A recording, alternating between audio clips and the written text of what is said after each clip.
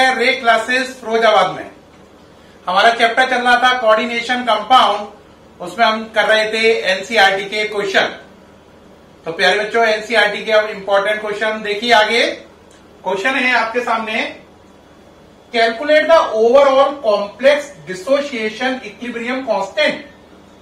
द्वारा पढ़ें, calculate the overall complex dissociation equilibrium constant for CuNH3 whole 4 CuNH3 का whole 4 plus 2 ion given that for this complex beta 4 equal to 2.1 10 की power 30।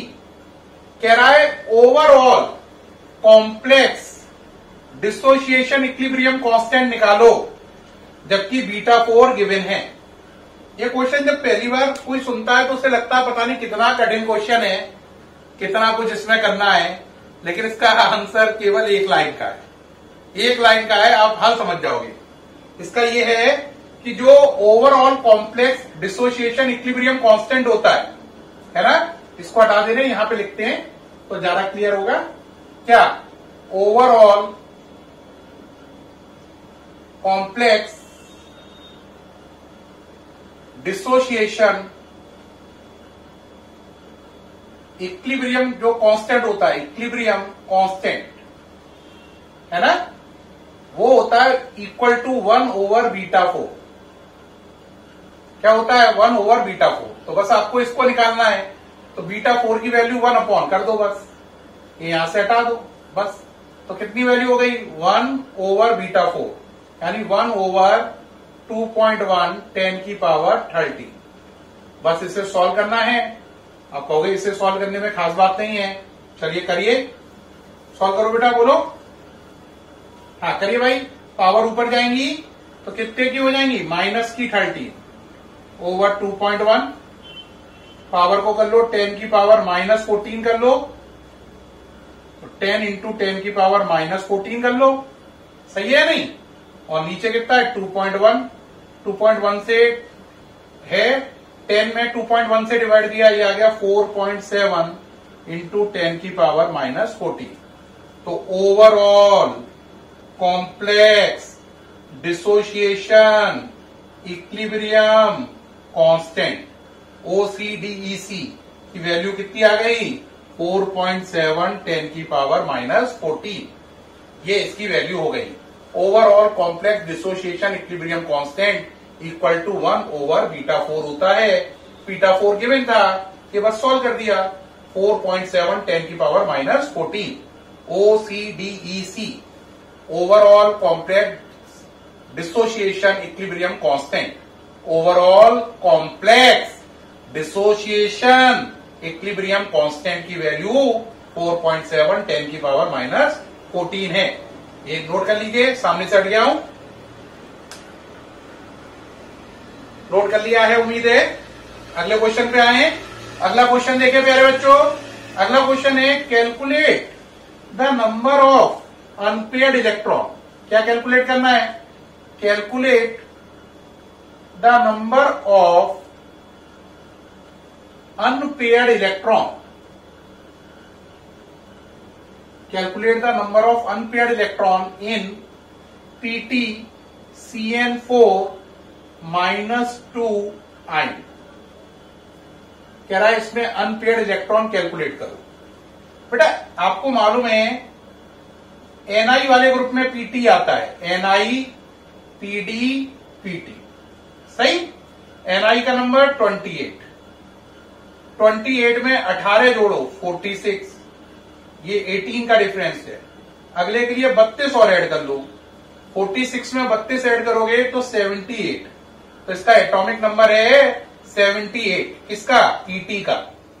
78 समझ में आ गया? कहां से आया? ये 18 का डिफरेंस, ये 32 का। अब Ni वाले ग्रुप में था, इसका नंबर है 78। अगर आप इसका कॉन्फ़िगरेशन पूरा लिख के देखोगे तो लिख लेना, आपका आएगा Xc का नंबर होता है 54। 4 Xc के बाद आएगा 4F14, 5D9, 6S1। ये इसका कॉन्फ़िगरेशन है। Xc का नंबर कितना होता है? 54। करके देख लो। 54 ये है, 1491 कितना हो गया? 14 और 9 और 1, 9 और 1 10 और 14 ये रहा 24 और 54 ये रहा। तो 54 में 24 ऐड करो 78 आ रहा है, नहीं आ रहा है? वही है। तो इसका कॉन्फ़िगरेशन कितना है बोलो? इसका है XE 56, 4F 14, 5D 9, 6S 1। Okay रहा। अब आप इसमें इसके ऑक्सीडेशन नंबर निकालो। PT की X 4CN का -4 इक्वल टू -2, तो X इक्वल टू +2। +2 इसका ऑक्सीडेशन नंबर आ गया। तो यहां से +2 आने से क्या लिखोगे? PT +2, 2 इलेक्ट्रॉन बाहर निकाल दो। XE 4F 14, 2 इलेक्ट्रॉन बाहर निकाले तो पहला 6S में से जाएगा, तो ये हो जाएगा 5D 8, 6S 0। एक 6S में से गया, एक 5D में से गया। पहला इलेक्ट्रॉन इसमें से गया, दूसरा इसमें से, पहला इसमें से, दूसरा इसमें से। अब देखो जरा CN कैसा लिगेंड है? स्ट्रॉन्ग लिगेंड है और 4 है, तो CN माइनस स्ट्रॉन्ग लिगेंड है और उनकी संख्या कितनी है? 4। तो आयोडाइजेशन होगा DsP2 according to VBT theory. तो देखो बेटा 5D 8 है, स्ट्रॉन्ग लिगेंड है, तो पेयर अप करके चलेंगे, आपको मालूम ही है। तो 1 2 3 4 5 6 7 8, 5D 8, 6S 0 ये लिखा हुआ है, 6P 0 ये आ गया, 6D 0 ये आ गया। ठीक। अब आप क्या करोगे? इसमें आयोडाइजेशन कराओगे DsP2, ये D, ये S, ये P1, ये P2, ये आयोडाइजेशन हो गया DsP2। ठीक, सही है। ये सब मिटाल दो जिससे लॉन पेयर बढ़ते समय दिक्कत ना आए।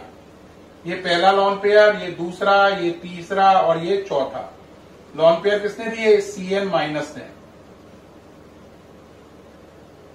कितने दिए? CN माइनस ने। ओके रहा। तो हमने देखा जब लॉन पेयर भर दिए तो इसमें अनपेयर्ड इलेक्ट्रॉन कितने हैं? आंसर कोई भी अनपेयर्ड इलेक्ट्रॉन नहीं है। किसके अंदर? 5D के अंदर। 5D सबशेल में एक भी इलेक्ट्रॉन अनपेयर्ड नहीं है, सारी जगह इलेक्ट्रॉन क्या है? पेयर्ड। तो कह रहा था calculate the number of unpaired electron, तो हमारा आंसर हुआ नंबर ऑफ अनपेयर्ड इलेक्ट्रॉन है ही नहीं, तो नंबर ऑफ अनपेयर्ड इलेक्ट्रॉन नहीं है अनपेयर, तो इसलिए आंसर हो गया 0। तो आंसर हो गया 0, इसमें कोई भी इलेक्ट्रॉन अनपेयर्ड नहीं है। सामने से मैं हट गया हूं, आप इसे नोट कर लें। इसका नंबर 78 कैसा है? समझ में आ गया? NiPdPt, पहले 18 का डिफरेंस फिर 32 का, ये कॉन्फ़िगरेशन है और इसमें हमने देखा एक भी अनपेयर्ड इलेक्ट्रॉन नहीं है। प्यारे बच्चों, आपको ये क्वेश्चन कैसा लगा? मुझे लगता है आपको बहुत सरल लगा होगा और पूरा समझ में भी आ गया होगा। इस तरीके से ये दोनों इंपॉर्टेंट क्वेश्चन आपको क्लियर हो गए होंगे। फिर मुलाकात होगी आपसे प्यारे बच्चों नेक्स्ट वीडियो में। तब तक के लिए बाय, थैंक यू।